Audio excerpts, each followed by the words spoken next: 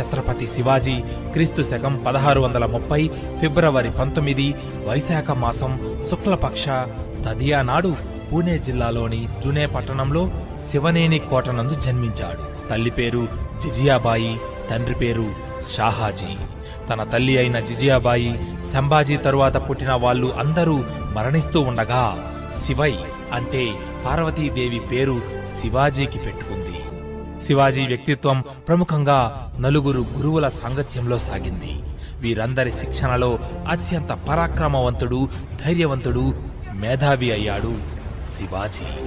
మొదటి గురువు తల్లి జిజియాబాయి. బాల్యంలో ఆమె చెప్పిన కథలు శివాజీని పరాక్రమవంతుడిగా తీర్చిదిద్దాయి. రెండవ గురువు దాదాజీ కొండదేవ్. ఈయన దగ్గర రాజకీయం, యుద్ధతంత్రం నేర్చుకున్నాడు. మూడవ గురువు తుకారాం. ఈయన దగ్గర సామాజిక సామరస్యతను నేర్చుకున్నాడు శివాజీ. ఇక నాల్గవ గురువు సమర్థ రామదాసు.